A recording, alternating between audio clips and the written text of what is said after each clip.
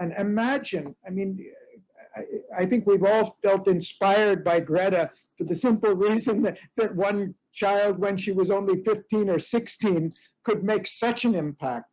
Imagine if we multiply that.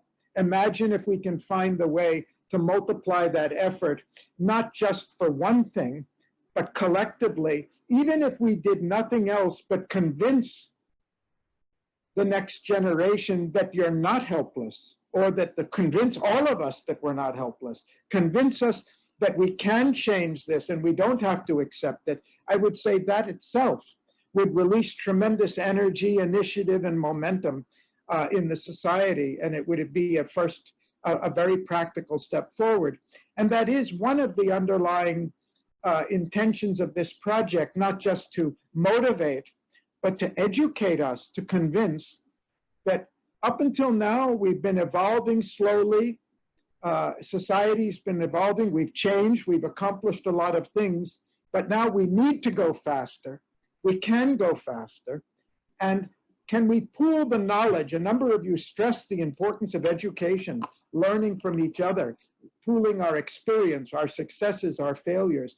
Can we pool the collective of consciously accelerating our own development, our own evolution? If we can pool that knowledge, and some of you have stressed education, if that can come into the education, and I mentioned in the beginning of the meeting that one of our outputs from this conference, from this meeting, this process, is not just a conference next month or a conference in Geneva, but is an outreach program. And one part of it that the UN has agreed to is an outreach through education, through formal, informal, non-formal, and other ways.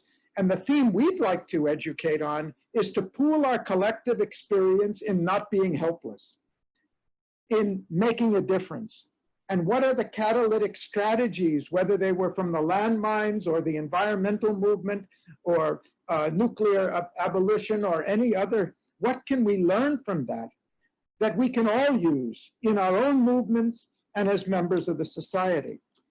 So I'm wondering, I'm hoping, more than wondering, I'm hoping that out of, not today or even June, but I'm hoping out of this process that doesn't end but starts, that we could be a seed for something like that. And that it doesn't stop with our groups, our partners, and your organizations, but we can find ways to multiply it. And if you resonate with that crazy idea, we need you and would really welcome your participation in helping us, or not just helping us, showing us how we can do it and do it better. We need partners. We don't need helpers. We need partners in this process for the future. A couple more things I'd like to say that on this issue of helplessness, and I don't think I'm going to say anything original at all, but it came up in the meeting. There's been a lot of talk about youth voting and the fact that youth, I'm American, and the fact, but in India, it's the same thing. I'm living in India now. It's the same thing. The youth don't really participate. But if the youth really do participate, what difference could it make? And youth have several ways to vote. And one is in elections. Another way to vote is what you buy and what you don't buy. And today, youth represent an enormous economic power. We see in the US, I'm not so familiar within Europe, of how much the preferences of youth are affecting what companies do. So if we don't have the political power, we do have other forms of power. We do have power in our homes and questioning our parents and who they're voting for. We had a conference a couple of weeks ago, an e-conference based in Denver, where we heard about efforts of the youth to go and take the parents' vote and say, this is not who you're going to vote for or what you're going to vote for. We don't yet vote, but we want you to support our future and not your past. Just thoughts. Follow up, and I'll conclude with this. What can we do and how can we do it together? I think it's clear, and Carlo made it clear, that you want, and we want you to have your own sessions, not only in June, but in October as well. But you'll need to figure out how to do that, how to partner together, how to design that. We will support you, we'll help you in doing that. But I don't think it's an either or. I think that there are at least some of you who have knowledge and experience and interest in the specific sectors, and not just on the role of youth or even on this global coalition that we're talking about.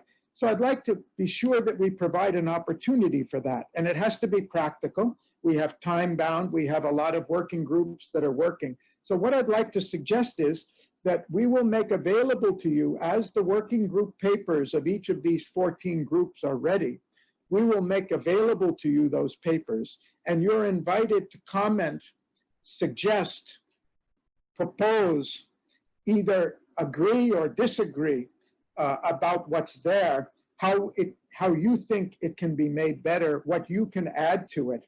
These papers are just the first flush working papers. They're not the final product of the conference, of the project at all. So you have an opportunity to respond to what working groups have already been thinking, add to it, challenge it, and help it make it better.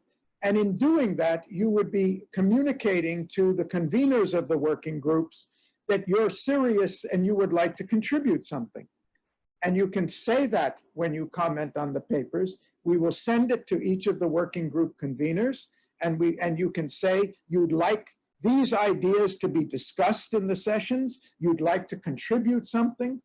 Not everybody can contribute, obviously, but we will try to provide an avenue so ideas are considered, aired, and as far as possible, we will give breakout groups. We haven't designed it yet because we're waiting for the recommendations of the working groups. We'll create breakout groups in June, just as we did here, so we can hear more of your ideas. You'll know more about what we're working on, and you can be more specific in responding.